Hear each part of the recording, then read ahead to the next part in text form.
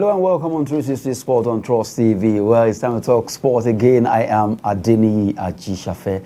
Lots of activities happening in the world of sport. Now we look at handball. Nigerian handball right now is getting it so right because Handball Federation of Nigeria just invited 30 players to have an intensive campaign ahead of the African qualifiers to take them to the World Cup. That's why 30 players have right now resume campaign as they'll be playing the 2022 qualifiers that will be coming up that will be next year. But the good thing is that these 30 players are battle ready to make sure they make the cut for the final selection. Well, the good thing is that we are ready for this and hopefully we can skate through from Africa and also qualify for the World Cup. We just can't do this. It's very, very possible. Good one coming from the Handball Federation of Nigeria there. Now, we're leaving handball and let's go to football. But this time around, we talk from the home scene also. Kano Pillars, the team created in 1990. They are really having it good right now as they have appointed Salisu Yusuf as the coach of that team. He was there 12 years ago and now he's back again as their coach. Salisu Yusuf is also with the Nigerian Super Eagles, but now he's back home to roots, as they say. I have with me in the studio to talk about this particular event in the world of football. Peter, good to have you. Well, it's my pleasure to be here this afternoon once again. Okay. Thank you for having me. Good one there. Now, I've been at least talking about Salisu Yusuf. The coach that is back now to the affairs of Kano Pillars. It seems to be the messiah now because for a while now, Kano Pillars, they have not really been pronounced, even though they've been among the second, third. So, but I think they need to get it right. That's why they brought Salisu Yusuf due to his experience. He has been with Super Eagles, went under suspension, came back, and now is back to the basics in the NPFL, Nigerian Professional Football League. Okay, I think a good one for Kano Pillars there. Coach Salisu is an experienced coach, and we can't take that away from him. And he has won the league with this same Kano Pillars, and I think in the year 2008, he won the league with them. And he has also won the Federation Cup, also known as the Nigerian FA Cup. He won it with Lobby Star in the year 2003 and also won it in 2013 with Enyimba, and that was when he took over the mantle of leadership of being Enyimba coach from Austin Eguavoen. So going by the history and the experience, he has what it takes to bring the Kano Pillars back to the limelight. And we're talking about the international experience also. He's well experienced. He was with Samson Siasia as an assistant coach in 2009 and also with the late Stephen Keshi in 2014 and 13. So when we're talking about the experience, he has it. And currently, he's an assistant to Janet Raw, our... is he still our coach or not? Yes, he is. Okay, officially still our coach. Okay, so he's still with Gannett Roy as an assistant. So he's going to combine the role of being an assistant to the Super Eagles coach and also as a technical advisor to the Kano Pillars. So it's a good one. They bought the experience, and I think Kano Pillars, they finished 5th during the last season. So him coming on board for the 3rd time, I think the first time he won the league with them. The 2nd time, I think he came 2nd with them. So this time around, maybe he'll win the league again and then give Kano Pillars the value. And you know, Kano, when it comes to football, oh my goodness, they like it, they love it very well. So it's going to bring it back. Unfortunately, I think Ahmed Musa is no more with them again. I wish he had joined when Ahmed Musa was still there. Yes, was still with them. So it's a very good. But they still have Rabiu Ali, the experienced captain, who is almost, I think he's 41 or 40 thereabout now, and he's still playing with them, still scoring, still doing well. Yes, he's doing very well, but you can't compare Rabiu.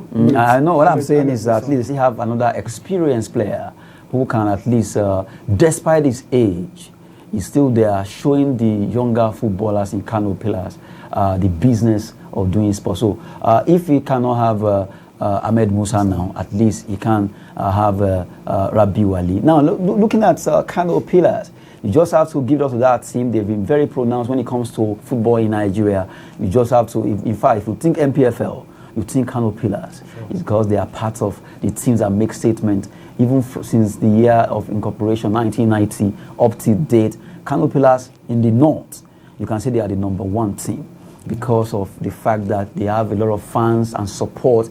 And Kano Pillars is not just a football club. They have also basketball, handball, and so many other sports. But the good thing about that team is that when you think Kano Pillars, you think northern side of the country, because the dominance is very, very pronounced. You know, just like when you think Shooting Stars, that image dropped of Shooting Star for Southwest before they now came back to the NPFL. Now, hopefully, they can sustain it. But when you think Kano Pillars, they've consistently held onto that image of, oh, we are from the north, we are here, we are holding it on, and it's happening. Just like the way you think of Enyimba and you think of southeastern part of the country, you will never ever think twice before you pick a team from the southeast. It's going to be Enyimba. And even from Nigeria, we can't just say anything about that. It's very, very clean. Now, Kano Pillars, this season, we have Abdul Mekaba, Plateau United, and a lot of other coaches who will be struggling to see who's going to have an edge in this NPFL for this season that will be starting according to LMC December 17. Do you see anything in your heart that you pinpoint to win the league? Okay, I think it's very unpredictable. That's the truth. However, government support will comes in this time around. And I think Kano State government, one of the reasons why we've been hearing about Kano Pillars is they are taking advantage of the population. They have the population. So from that population, they are taking out the best in terms of sports, and especially football. So they've invested a lot. Now, why I said the government will have a part to play when it comes to who will win the league. Imagine you want to play, Kano Pillars wants to play Rivers United, and they are going by road. They travel on Thursday. They will get to Port Harcourt on Friday by road. And they are playing on Saturday or Sunday. And they are coming back by road again. To play midweek match. So all this, no matter how good you are as a player, if you have this, even all the likes of Messi, Ronaldo, Lewandowski, if they're having the same treatment over there, they won't be performing optimally. So the government, they need to do a lot in helping these players to bring out their potential. So it depends on we saw what Enyimba did when Ojiuzo Kalu was there as the governor. He was sponsoring them, pumping in money. We saw what happened. Domestic they were able to do well. They did very well. Even when it comes to the CAF, continentally, they did very well also. So the government has a lot to do when it comes to who is going to look at Rivers United, for example.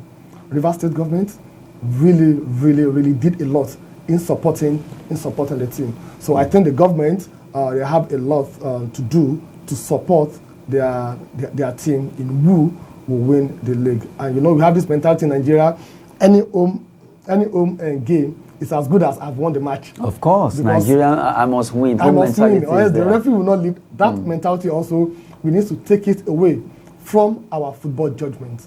It's not that every match I have to win. Even if I need to qualify, I can't recall the year that a team needs to qualify and needs to score 7 goals. They scored that 7 goals before the final whistle. Yes. So we shouldn't be having that again in this country.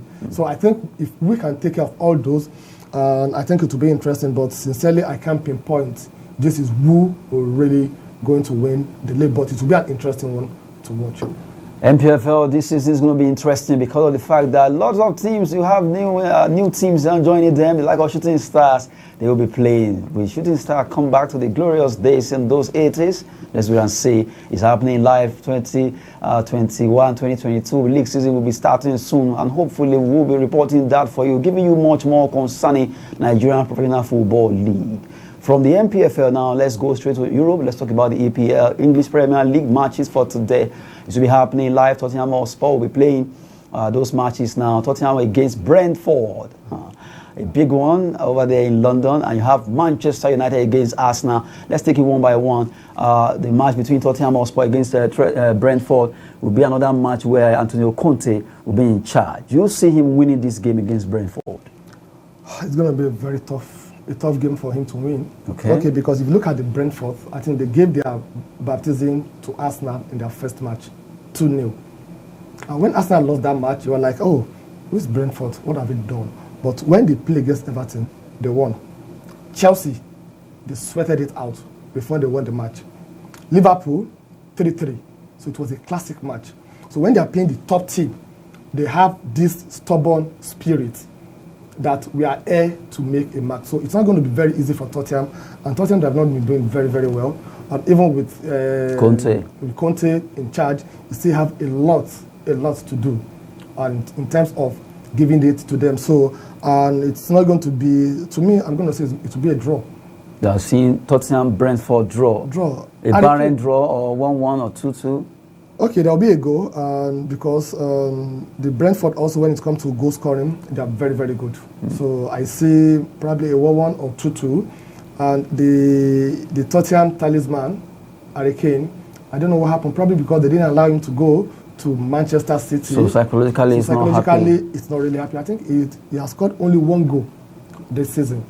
And our own Dennis has scored 6 goals and 5 assists in 13 matches. With Watford. And if you compare what Dennis is earning per week and what Kane is earning per week, the difference is 7-up. It's very clear. It's very clear. So I think the Tottenham, they will have a very tough match today, but I don't see them winning. I see a draw. Let's go to the big one that will be happening, yes, over there in the city of Manchester. Manchester United against Arsenal. It's always a battle when you see a London club playing against a Manchester club, be it Manchester City, be it Chelsea of London. But today it's going to be Manchester United against Arsenal. Big one, Old Trafford. Who will win this match?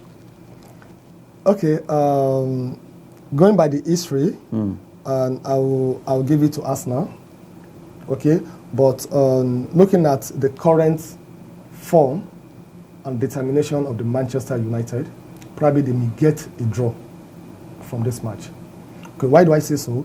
If you watch Manchester United match against Chelsea, for the first time, Man United, they play for a draw. They had 3 holding midfielders. I've never seen McTominay, I've never seen Fred and Matic playing at the same time. So they locked that midfield. They locked the midfield. So they only have Sancho and Rashford by the wing side and asked Bruno to play in between them. So that means they came for a draw, not to win. Against Chelsea. And I'm sure they won't want to do that today against Arsenal. They will want to go all out with Arsenal. And then the Arsenal also, if you look at the usefulness in that team, they are very, very, very enterprising to watch this time around. And I hope their captain, Aubameyang, he will justify his £250,000 he's collecting per week. The goal he missed against Newcastle over the weekend. It was a shocking one. The worst I've seen after Yakubu Ayigbeni missed in South Africa World Cup against South Korea. A sitter. The worst. And you know the funniest thing? He missed that goal and he was still laughing and smiling. It was using JJ Okocha style. No. Okocha wasn't receiving what these guys... No, I'm talking about smiling after the mistake he made. Yes. You are the captain. So you have a responsibility to show that leadership skills. You did something wrong, you should show sign of remorse. I'm sorry for this. Not nonchalant. Nonchalant attitude. You don't even need to come out that I'm sorry. Even your attitude. But from your looks or attitude, they will know that. And I love what Mikel Arteta did. He removed him and brought in to humble him. That no, this time around it's about, because those boys, those small boys, they are doing very well. Gabriel doing very well. Doing very well. Odegaard doing very well. Saka, they are doing very, very, very, very, very well. So it's going to be it's going to be a cracker. I think the best man you can get to be a draw. So they will celebrate another draw the way they celebrated. If you see the way they celebrated their draw against Chelsea, I'm like, what happened? You won the league or what? Have you won the league or what? Celebrating a draw? Maybe, because Chelsea actually stand upright there as so far. If you look at the EPL, maybe Man City can stand them. The other team seems Chelsea looks as if they've been having an edge over all the teams. So playing against Chelsea and getting a draw was being celebrated. Manchester of today, not Manchester of those days. Okay, that's from him now. Man United fans out there, I hope they will forgive him when they see him on the street.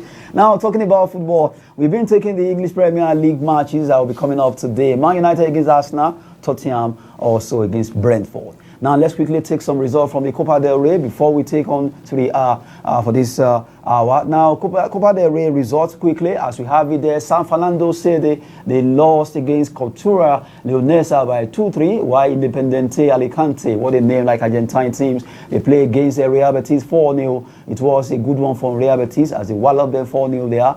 Panaderia Pulido, it was another 4-0 against Real Sociedad, who did well, walloping them also. Mirandes 3, San Roque de Lepe, it was a 0. So good one for those teams that won the Copa del Rey, as at least they will be qualifying for the next round of matches that will be coming up, or those some matches will also be coming up today in the Copa del Rey there. Now let's go to the big one over there in Italy. Italian Serie A matches for today that will be coming live over there in Italy. Quickly, we have Torino in the city of Turin that they will be playing. Instead of Torino, I beg your pardon, against Empoli. Udinese travels to play against Lazio. That's another match that will be happening live in Rome, city of Rome. Lazio against Udinese, Torino against Empoli. Now, if we look at Torino Empoli, Olaino has been fantastic, but do you see that team? Although we know that in Italia, too much goals does not come up there. They play defensive football. Torino, Empoli, if you place them against each other, you want to say they are mid-table teams. So it's going to be a balanced game, right? Do you accept that? Yeah, it's going to be a balanced team, and balanced game. And if you see where they are sitting currently now, they are mid-tables. So whatever happens today is not going to affect the top 4 or the top 6. So it will be interesting to watch. But we have this sentiment. Anytime a Nigerian is playing against another team, and we also seems to support that team, support the team so that we can support our own. So I'll give it to them. Torino, they should win the match today. Costi, Olaino. Hopefully, maybe they will even feature him. So let's hope so. Let's hope so they will feature him. Okay, now let's look at another one that will be coming up. Another match that will be coming up there between Lazio and Udinese in the city of Rome. It's going to be a big one because Lazio too, they are not a team you have to write off. Ciro Immobile is there, who knows how to bang in goals for that team. They will be hosting Udinese. Udinese, I remember when they have Ifeanyi Udeze then, a team that, in fact, even currently Isaac Success, a Nigerian two-way striker, is a team that a lot of Nigeria, because of Udeze, a lot of people fell in love with that team, Udinese, that time. So now they will be playing away in the city of Rome against Lazio. And Lazio, as we know, Lazio are like Tottenham in England. You can't just have that total mindset that they will win or they will lose. So it's always kind of like pretenders. You can call them pretender like I used to call Tottenham Hotspur, because at times they give you that hope. Then at times they just drop the hope. When you are least expecting them to perform, they do. And at times when you are like, oh, they might not just, then they will just pick it up and show you that yes, this is why we are Lazio. And now they'll be home against Udinese today. Okay, they are inconsistent, just like we have some clubs also in Premiership, like you mentioned. Today they will win, tomorrow they will lose, and you'll be asking yourself, what happens to them? But I think today's match with Udinese, it's something that they need to win. Currently, I think they are sitting 7th or 8th on the table. And if they should win today's match, that would take them to fifth position. So that means they are trying to consolidate their Europa qualification or top 4 in Serie A. So the match today, it's very important for Lazio to win. So they should bring out the best in them, not the other way of, oh, will they win? Will they not win? Will they draw? Will they not draw? And they have what it takes to actually win today's match. Udinese, they have not been very fantastic. Okay, this season, I think they are sitting about 16 or thereabouts on the table. So I think I should give it to Lazio. They deserve to win, and they should prepare to win also. And they have the home advantage also. So they should utilize and capitalize on that one to win the match. Okay, now let me take you back to what we were discussing before. That is English Premier League, where we talked about Manchester United against Arsenal. You look at the record that, okay, these two teams are in fact, they're one of the biggest in the world. You can't take that away. No matter how Arsenal draws the invincible or what they did, yes, at least, if not for anything, the fact that a lot of Nigerians, especially Nigerian women, fall in love with Arsenal, you just have to give that credit to them. But really, if you look at some years back, Arsenal, it seemed that you just have to think England. Anytime you think of England like that, you think of Arsenal. They are part of those history-making team. But for tonight's match, Carrick, Arteta, both of them, product of football, coming from the background where they play football. Do you think, even though Ragnick is coming to take over, do you really see, a lot of people still don't see Arteta as somebody good enough to handle Arsenal because of the quest, because of the hunger for success, for trophy. Do you see it that way? Okay, and I think I disagree with that thought because so far so good. I think Mikel Arteta, he has done well for Arsenal. He has won them FA Cup. He has done that for them. So they should just be patient with him. That's the truth. Arsenal used to be, the case of Arsenal before used to be a case of a child that has a good handwriting, but always failing exam. So what do I need your good handwriting for when you're failing an exam? But now, it's not that way. They are playing a good and entertainment football. They are scoring goals and they are winning trophy. Premiership, no, but they are winning something. So that, I think, Arsenal should be contented with for now. If you are looking at the Arsenal team, do they have any established player? Do they really have that? The people they have now, they are still small players that they are trying, they are growing. But before, because of that name Arsenal, even if you see a player coming from Benin Republic League playing for Arsenal, the fact that he's wearing that Arsenal jersey will have this belief that, oh, this guy is good, is playing for Arsenal. But we shouldn't forget about the class. So if you look at the class of Arsenal, the players they have today, and the one we have for Man U, I think by that we should say Man U should beat them 4-5-0. But that's not going to be the case. Because those guys, they have the teamwork. That is what the Manchester United team, they have been lacking since the arrival of Cristiano Ronaldo. They don't have that teamwork that they used to have before. So they need to work on their teamwork now to see that team. Yes, that's one. Then number two, comparing Arteta and Carrick. What Carrick achieved against Villarreal and against Chelsea is not because of his tactics. Okay. It's because of the players' determination to turn things around. To turn things around and to win or to draw the match. Not because he did anything fantastic. No, not at all.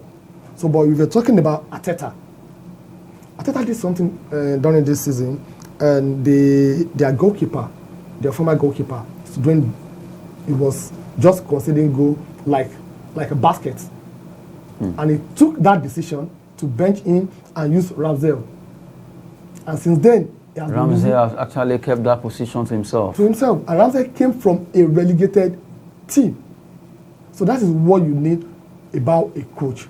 Then if you're talking about Arteta also, he has been with Pep Guardiola in Man City for years before taking over from in Arsenal as their coach. So you can't compare the two. I'll give it to Arteta 100%, not Mikel Carrick.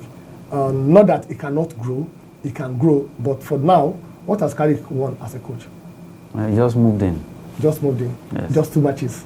So at least there was no competition with those 2 matches. So they should be patient with him. So I wish they didn't appoint Ragnick and allow Mikel Carrick to take the team to the Let's see what he can do. See what he can do. Maybe he will have won the EPL. Who knows? EPL? Yes, it's possible. Maybe do. It can happen with football. Well, we've been talking sports in the studio, talking about the Manchester United against Arsenal. That match will be coming up live today, and it's going to be a cracker, a big one, between the two teams. Limited between Arsenal fans, even here in Nigeria, the women will stop. They love that. I still don't understand. What's the yardstick? Why do Nigerian women love Arsenal like that?